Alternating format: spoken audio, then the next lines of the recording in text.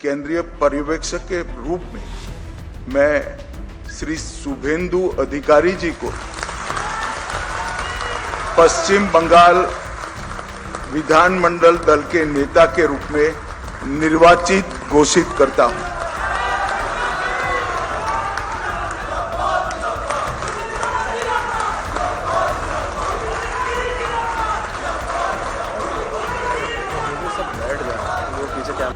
पश्चिम बंगाल की राजनीति में आज एक नया सूरज उगा है। दशकों का इंतजार खत्म हुआ और बंगाल को उसका पहला बीजेपी मुख्यमंत्री मिल गया है। नाम है शुभेंदु अधिकारी। गृह मंत्री अमित शाह की मौजूदगी में कोलकाता में बीजेपी विधायक दल ने शुभेंदु के नाम पर मुहर लगा दी है। शुक्रवार को कोलकाता के विश्व बांग्ला कन्वेंशन सेंटर में बीजेपी विधायकों की अहम बैठक हुई। अमित शाह ने खुद शुभेंदु के नाम का प्रस्ताव रखा। शाह ने कहा कि विधायक दल के नेता के लिए सिर्फ एक ही नाम है। शुभेंदु अधिकारी सामने आया है और सर्वसम्मति से उन्हें चुन लिया गया है। चुनाव की प्रक्रिया पूरी हुई है। लगभग 8 प्रस्ताव और समर्थन प्राप्त हुए हैं और सभी प्रस्ताव और समर्थन एक ही नाम के मिले हैं। उसके बाद दूसरे नाम के लिए भी सबको समय दिया गया, पर्याप्त समय दिया गया, मगर कोई दूसरा नाम नहीं आया है। इसलिए केंद्रीय पर्यवेक्षक के रूप में मैं श्री शुभेंदु अधिकारी जी को पश्चिम बंगाल विधानमंडल दल के नेता के रूप में निर्वाचित घोषित करता हूं।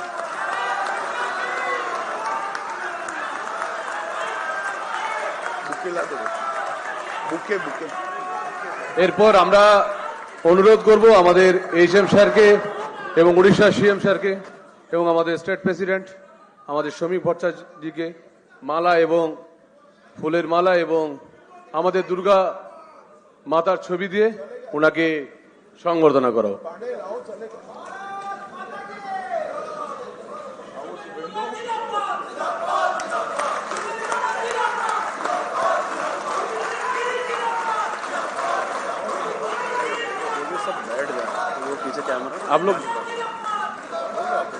आप लोग बैठ जाओ।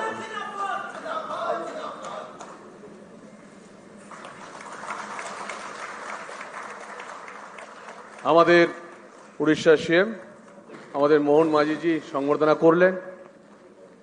আমাদের বিধায়ক দলনেতা মাননীয় শুভেন্দু অধিকারী মহাশয়কে, এরপর আমাদের মাননীয় সমীপ ভট্টাচার্য মহাশয় আমাদের বিধায়ক দলনেতা আমাদের শুভেন্দু দাকে সংবর্ধনা দিলেন। शुभेंदु अधिकारी आज बीजेपी के सबसे बड़े नायक बनकर उभरे हैं। उन्होंने न केवल नंदीग्राम बल्कि ममता बनर्जी के गढ़ भवानीपुर में भी उन्हें 15,000 से ज्यादा वोटों से हराकर राजनीति का सबसे बड़ा उलटफेर कर दिया। इसी के साथ ही ममता बनर्जी का 15 साल का राज भी खत्म हो गया है। बंगाल इस बार 2 डिप्टी सीएम भी हो सकते हैं, अग्निमित्रा पॉल और निशित प्रामाणिक। वहीं नई कैबिनेट में दिलीप घोष, स्वपन दास गुप्ता और जितेंद्र तिवारी जैसे दिग्गजों को जगह मिल सकती है। युवा चेहरों में नीलाद्री शेखर और रुद्रनील घोष के नामों की भी चर्चा तेज है। दूसरी तरफ राज्यपाल आरएन रवि ने पुरानी विधानसभा को भंग कर दिया है। हालांकि खबरें हैं कि हार के बावजूद ममता बनर्जी ने इस्तीफा देने में देरी की, लेकिन अब नई सरकार के गठन का रास्ता साफ हो चुका है। जब तक शपथ ग्रहण नहीं होता, शासन लोक भवन संचालित होगा। शनिवार को कोलकाता का ऐतिहासिक ब्रिगेड परेड ग्राउंड एक बड़े समारोह का गवाह बनेगा। प्रधानमंत्री नरेंद्र मोदी, बीजेपी अध्यक्ष नितिन नवीन और एनडीए शासित राज्यों के मुख्यमंत्रियों की मौजूदगी में शुभेंदु अधिकारी मुख्यमंत्री पद की शपथ लेंगे। मित्रों, सबसे पहले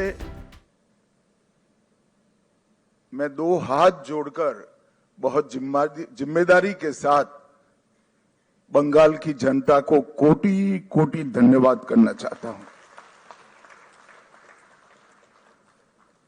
जिस प्रकार का माहौल कम्युनिस्टों के समय से यहां पर बनाया जाता था, ममता जी ने इसको और गहरा तरीके से भय में परिवर्तित किया। वहां मत की अभिव्यक्ति लगभग असंभव थी। सैकड़ों उदाहरण हिंसा के, क्रूरता के, उसके बीच में भारतीय जनता पार्टी और हमारे नेता नरेंद्र मोदी पर भरोसा कर बंगाल की जनता ने जो प्रचंड विजय हमें दी है, इसके लिए मैं बहुत बहुत धन्यवाद करता हूं। मैं पार्टी की ओर से ये भी कहना चाहता हूं कि बंगाल की जनता ने हमसे जो अपेक्षाएं रखी हैं, जिस आशाओं को संजोकर मैंडेट दिया है, हम पूरा प्रयास करेंगे कि आपके विश्वास को तनिक भी ठेस न पहुंचे, इसमें कहीं कमी न रह जाए। हम सब भारतीय जनता पार्टी के कार्यकर्ताओं का दायित्व है कि हर निश सोनार बांग्ला के लक्ष्य को लेकर हम चले और बंगाल की जनता की अपेक्षाओं को पूर्ण करें।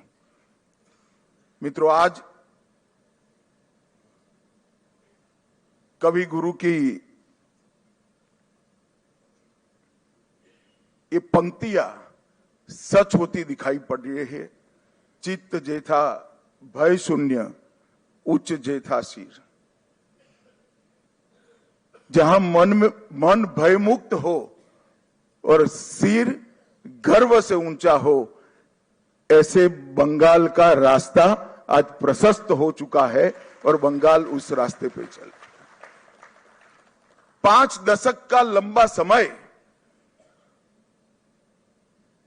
लोकतंत्र की दृष्टि से, कानून और व्यवस्था की दृष्टि से, बंगाल के अर्थतंत्र के ह्रास की दृष्टि से और बंगाल के विकास में शून्य गति, नेगेटिव गति देने की दृष्टि से बंगाल के लिए एक दुस्वप्न जैसा हुआ है। और हम सबका दायित्व है कि मोदी जी ने जो वादा दिया है बंगाल की जनता को, इसको पूरा करने के लिए हम हमारा सर्वश्रेष्ठ बंगाल की जनता को अर्पित करें, समर्पित करें। बंगाल की संस्कृति और बंगाल की परंपरा को 5 दशक से विदेशी विचारों से प्रभावित शासन से मुक्त कर फिर से एक बार रामकृष्ण ठाकुर, विवेकानंद, महर्षि अरविंद और कवि गुरु टैगोर की कल्पना का बंगाल बनाने की दिशा में हम आगे बढ़ें।